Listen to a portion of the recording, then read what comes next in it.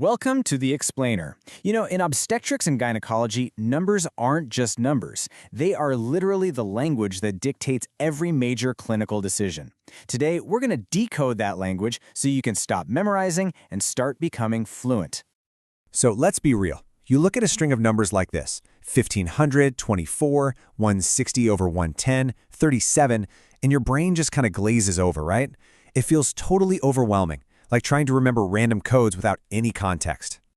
But here's the thing. They're not random at all. They are the code. And in this explainer, we're going to translate that code piece by piece.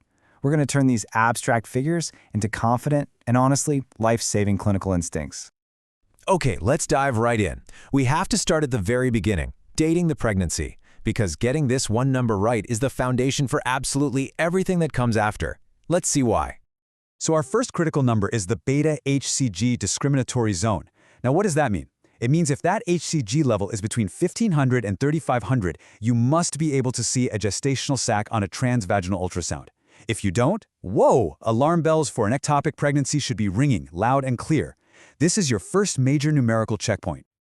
All right, next up is a huge anchor point, 20 weeks. This number is massive. Why? Well, it's the halfway mark of the pregnancy. It's when the top of the uterus, the fundus, usually reaches the belly button, and most importantly, it's the prime time for that detailed anatomy scan. And this is why getting that dating right is so critical. Here's a classic trap you have to avoid. If your fundal height measurement doesn't line up with the patient's last menstrual period, you stop.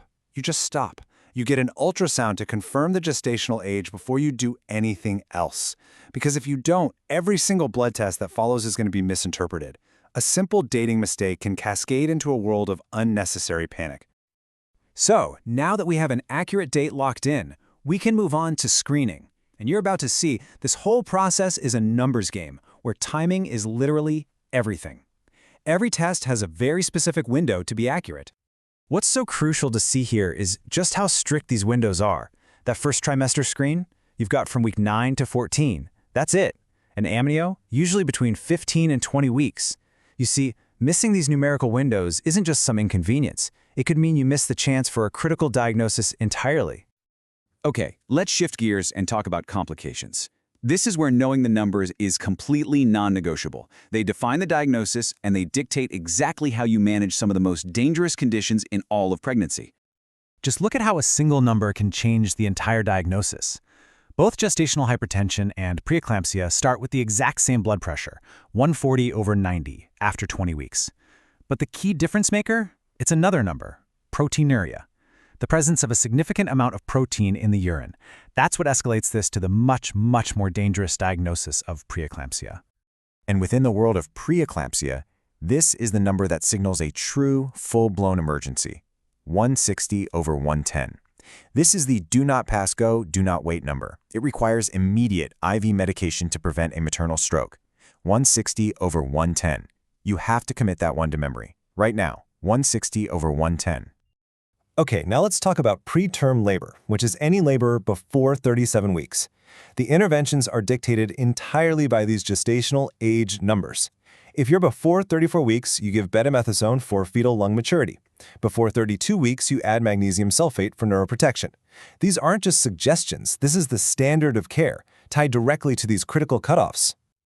All right, we've made it to the main event, labor and delivery. This is a high-stakes, high-pressure environment where numbers are being tracked minute by minute to make sure both mom and baby are safe.